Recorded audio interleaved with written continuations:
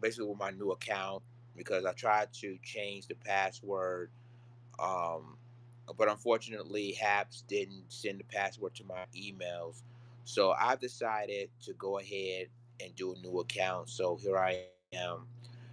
Now, before I do some back-to-back breaking news, there's been stories start developing right now in the Middle East and right here in the United States. This weekend, I'm going to be in Albuquerque, New Mexico, at the Juneteenth festival of all this weekend. So I'm gonna be on a Juneteenth weekend in downtown Albuquerque. If you live in an Albuquerque area, hopefully I will see you guys there. And just to let you know that I will be in town. Now, with that being said, back to back breaking news. Let's get started. Let's start it out in the Middle East right now. Um, and this is basically showing you that we're in a situation now that this is getting crazier and crazier. I'm starting in the Middle East now. Um, Israel just broke a negotiated ceasefire with the Palestinians by launching airstrikes hitting Gaza just moments ago. Now, remember, they just had a brand new prime minister in Israel, and he just sworn as prime minister. Now, this happened. And ladies and gentlemen, you know, they just had a ceasefire. They just had a ceasefire. And basically, what is happening that with this new prime minister, I heard this new prime minister is worse than Netanyahu ever was. Is worse. But the thing of it is that the I mean, on all of social media. Now remember, the airstrikes hit Gaza right now. It's just hitting Gaza. Now you notice that the mainstream media ain't reporting all of this. They silent on this. You won't hear it on MSNBC or CNN or Fox News or Bloomberg News. You only hear it on either Al Jazeera or probably RT. That's basically it. But ladies and gentlemen, that is what's going down. That in, I mean, no later than like 48 to 72 hours after the new prime minister of Israel, been sworn in, and automatically now we have airstrikes hitting Gaza once again, breaking the negotiating ceasefire. I'm gonna tell you something, and I'm being real with this. Now, I don't want neither one of them to start anything, but what if, God forbid, that Palestinians or Hamas decided to launch rockets towards Israel? I guarantee you, MSNBC, CNN, all the mainstream media here in the United States, as well as the BBC, everybody, every other news organization will cover this and say, "See, the Hamas broke the agreement of the ceasefire." But you notice now there ain't no mainstream media ain't reporting all of this and what's going on now that Israel launched airstrikes, attacking Gaza again. They kept silent on that. They kept quiet. So this, ladies and gentlemen, is still developing right now. I posted the video of the airstrikes. I got it on TikTok, but I posted it on my Instagram, and I retweeted on Al Jazeera Plus, as well as other people that was already on the ground in Gaza, that the airstrikes is happening. And this to me shows you that, I mean, regardless of this new prime minister that Israel has, it's going to get worse and worse. So this is to me showing you, y'all, it's getting mad crazy in Israel and in the Middle East right now. So if y'all just joining us, I'm on right now on Haps TV. I'm streaming live on Twitter.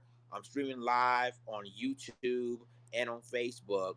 What the situation is going on right now in the Middle East, that Israel just broke the ceasefire with the Palestinians by launching airstrikes in Gaza City right now. So I reached again. There's reports on the ground that they heard explosions in Gaza. So this is to me is this is very concerning because now the people, the Palestinians, going to say this is basically a cease. Oh, they broke the ceasefire, and don't be surprised if they're planning to retaliate against Israel. Don't be surprised. Don't be surprised. I already got people that's commenting on my video as we speak. Unapologetic Aboriginal, welcome to my live. It's and they so this she says that what's going down is going to be a hot summer. Everything is popping off. Interesting. And she continues to say is didn't Russia say they were going to two step in the last time they were fighting? We really don't know what's going on with Russia, but I will say this that since that ceasefire, since Israel broke that ceasefire, I wouldn't even be surprised now that Hamas is planning a retaliation using rockets towards Israel. But Israel had this the little dome thing to protect it from even get hit by these rockets, incoming rockets. But to me, it's showing you that it is happening, and my biggest concern is going to get worse and worse as time goes on. So I'm going to keep you posted on the situation in the Middle East as it develops. But yeah, it is happening right now. That yes, the Israelis has broken the ceasefire, launching airstrikes against the Palestinians in Gaza. Another breaking news, guys, that happened here in the United States, that the Juneteenth, the Senate has passed unanimously the Juneteenth bill, making it a federal holiday. So it's gonna next thing they're gonna do now is gonna take it to the House, and if the House passed the similar bill, then it's gonna go to President Joe Biden to sign it and make it into law, making Juneteenth a federal holiday. So also, I already posted it on my Instagram as well. This article is from CNN has confirmed that the Senate unanimously passed it. And remember, this weekend is the Juneteenth weekend. So, um, and I'm saying like this that